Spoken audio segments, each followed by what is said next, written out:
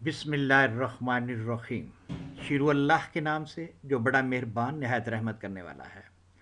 आज हम एक्सरसाइज 2.7 का एग्जाम्पल नंबर 4, 5 और 6 को डिस्कस करेंगे। इससे पिछले लेक्चर में हमने एग्जाम्पल 1, 2, 3 को किया था, बहुत ईजी थी, और ये आज भी ये बहुत स्ट्रेट फॉरवर्ड है। इस चैनल के ऊपर आपको आईसीएस के तमाम सब्जेक्ट, मैथमेटिक्स, कंप्यूटर साइंस और स्टैटिस्टिक्स का सोल्यूशन अवेलेबल होगा। तो आपने इस चैनल को सर्च करने के लिए यूट्यूब पे आपने ये वाला वर्ड यूज़ करना है, @ माई टॉपर स्टूडेंट, तो आपको माई टॉपर स्टूडेंट का चैनल मिल जाएगा। आपने सब्सक्राइब के बटन पे क्लिक करना है ताकि आइंदा जो भी क्वेश्चन अपलोड हो उसका नोटिफिकेशन आपको आ जाए। तो शुरू करते हैं हम एक्सरसाइज 2.7 का एग्जाम्पल नंबर 4, 5 और 6। इसमें हमारे पास ये एग्जाम्पल नंबर 4 में है जी, सेट दिया गया है। एक सेट है, उसमें कौन कौन से हैं जी, 1, -1, आयोटा, माइनस आयोटा। तो जो आयोटा होता है वो -1 के इक्वल होता है। Closed with respect to multiplication but not with respect to addition. हमने ये शो करना है कि ये वाला जो सेट दिया हुआ है ये क्लोज्ड है विद रिस्पेक्ट टू मल्टीप्लिकेशन, लेकिन ये with respect to addition closed नहीं है। पिछली वाली एग्जांपल में मैं बता चुका हूँ कि क्लोज्ड का मतलब क्या होता है। क्लोज्ड का मतलब ये होता है कि अगर किसी उसी सेट के दो एलिमेंट पे कोई ऑपरेशन अप्लाई करें। फॉर एग्जांपल मैं फिर दोबारा से इवन नंबर की मिसाल दूंगा। इवन नंबर में कौन कौन से होते हैं, 2, 4, 6, 8 एंड सो ऑन। उसमें अगर मैं 2 और 4 को ऐड करूं तो उसका जो आंसर आता है वो 6 आता है। तो 6 दोबारा इवन नंबर में आ जाता है। तो इसका मतलब ये हुआ कि जो इवन नंबर है विद रिस्पेक्ट टू एडिशन वो क्लोज्ड है। तो इसी तरह इस वाली एग्जांपल में हमने ये शो करना है कि ये वाला जो सेट है ये मल्टीप्लिकेशन के हिसाब से क्लोज्ड है, और लेकिन ये एडिशन के हिसाब से नहीं है। देखते हैं ये किस तरह है।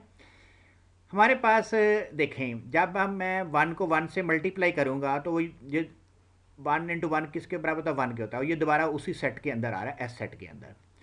तो दूसरा, मैं आई को आई के साथ मल्टीप्लाई करूंगा। मैथमेटिक्स में जो आई स्केयर होता है ना वो -1 के इक्वल होता है।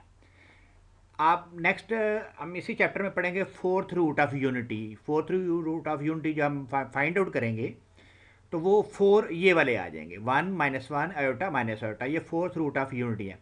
फोर्थ रूट ऑफ यूनिटी में फार्मूला ये है कि जो आयोटा स्केयर होता है वो -1 के इक्वल होता है।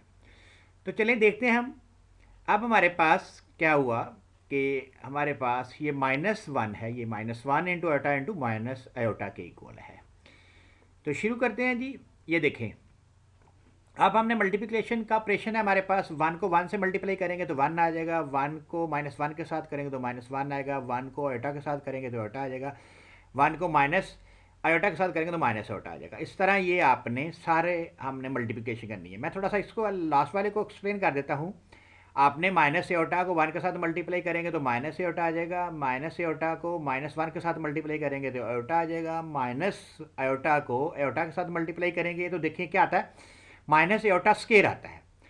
तो आयोटा स्केयर जो है वो -1 के बराबर है। तो -1 इंटू -1 किसके इक्वल होता है, 1 के इक्वल होता है। तो ये हमने यहाँ पे 1 लिख दिया। इसी तरह माइनस आयोटा को माइनस आयोटा के साथ मल्टीप्लाई करेंगे, क्या होगा, माइनस माइनस प्लस हो जाएगा, और आयोटा स्केयर किसके बराबर होता है, -1 के। तो ये हमारे पास -1 आ जाएगा। इसका मतलब ये हुआ कि जब हमने एस के एलिमेंट को आपस में मल्टीप्लाई किया तो वो दोबारा उसी सेट के अंदर आ रहे हैं। तो इस वजह से क्या साबित हुआ कि ये मल्टीप्लिकेशन हिसाब से क्लोज्ड है। लेकिन अगर इसी सेट में मेरे पास 1 है, 1 को 1 में ऐड करूं तो ये क्या आता है, 2 आता है। 2 उस एस सेट में नहीं है। अगर आप इसको थोड़ा सा ऑब्जर्व करें तो ये हमारे पास जो सेट एस दिया हुआ है इसमें 2 नहीं है। तो इसका मतलब क्या हुआ, इसका मतलब ये है कि ये एडिशन के हिसाब से क्लोज्ड नहीं है। इसका मतलब ये है कि एडिशन के हिसाब से क्लोज्ड नहीं है। तो अब हम एग्जाम्पल नंबर 5 की तरफ आते हैं। एग्जाम्पल नंबर 5 में हमारे पास क्या है जी, it can be easily verified that the ordinary multiplication but not addition is an operation in the set 1 omega square. Omega square जिस तरह आपने पिछले वाले एग्जांपल में देखा है, cube root of fourth root of unity, इस तरह हमारे पास ये वाला एक सेट होता है। इसमें मेगा क्यूब जो होता है वो 1 के इक्वल होता है। ये फार्मूला है हमारे पास, ठीक है। तो अब हम देखते हैं जी, हमारे पास इसको हमने किस तरह लेके जाना है, चलना है। ये आपने याद रखना, मेगा क्यूब इक्वल टू 1। तो अब हमारे पास 1 को 1 मेगा के साथ मल्टीप्लाई करेंगे तो मेगा आ जाएगा, ये दोबारा इसके अंदर है। मेगा को मेगा स्क्वायर के साथ मल्टीप्लाई करेंगे, मेगा क्यूब है तो मेगा क्यूब 1 के बराबर होता है। ये स्टार्ट में क्वेश्चन में दिया गया है। तो इससे हमें क्या पता चला, इससे हमें ये पता चला कि ये वाला जो सेट है मल्टीप्लिकेशन हिसाब से क्लोज्ड है। मैं ये वाला एक्सप्लेन करता हूँ। मेगा स्केयर को 1 के साथ मल्टीप्लाई करेंगे तो मेगा स्केयर आ जाएगा, मेगा स्केयर को मेगा के साथ मल्टीप्लाई करेंगे तो मेगा ये 1 आएगा, क्योंकि मेगा क्यूब किसके बराबर हो जाता है, 1 के बराबर होता है, जिस तरह की इसकी स्टेटमेंट में।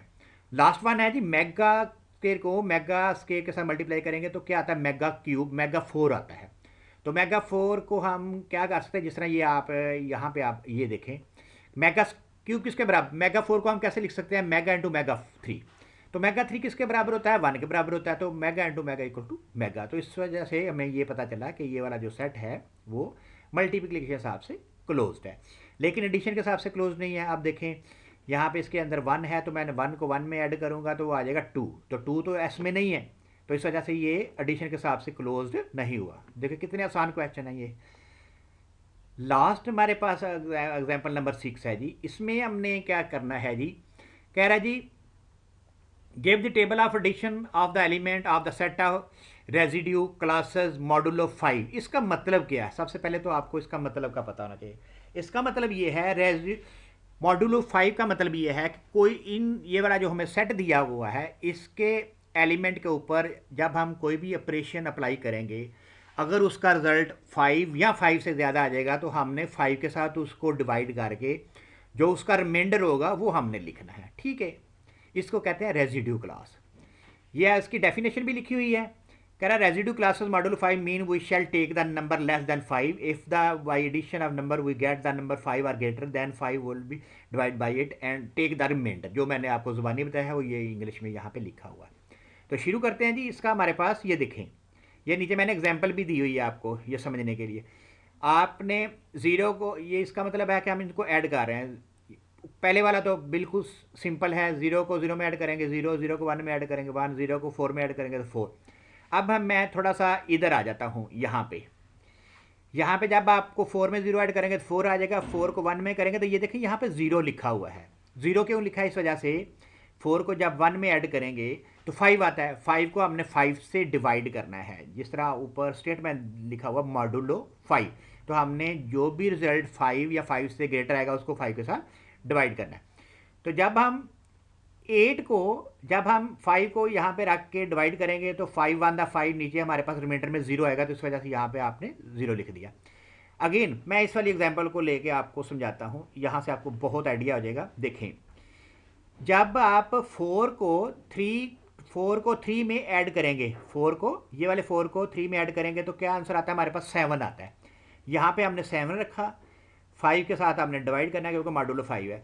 5 1 द 5, तो हमारे पास जो इसका रिमाइंडर आता है वो 2 आता है, जो हमारे पास रिमाइंडर आता है वो 2 आता है। तो हमने यहाँ पे ये देखें, यहाँ पे रिमाइंडर हमने 2 लिख दिया है।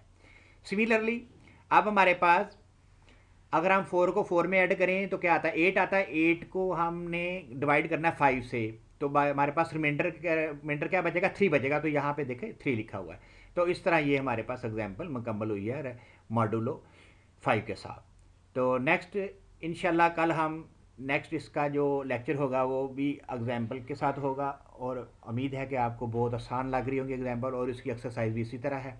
तो इस तरह हम रफ्ता रफ्ता ये जो है ना हमारा चैप्टर ख़त्म होगा। इसके बाद जो हम ना पास्ट पेपर की तरफ आएंगे, क्योंकि इम्तहान शुरू हो रहे हैं 2-3 महीने के बाद। तो हम इस चैनल के ऊपर आपको मैथमेटिक्स, कंप्यूटर साइंस और स्टैटिस्टिक्स के पास्ट पेपर भी अवेलेबल होंगे इंशाल्लाह। See you in the next lecture.